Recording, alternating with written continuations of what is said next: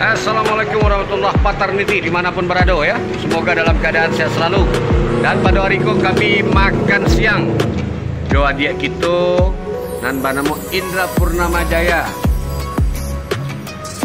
Pakiah Bandaro. Asli anak talangan di. Curang pisang. Curang pisang. Jadi aku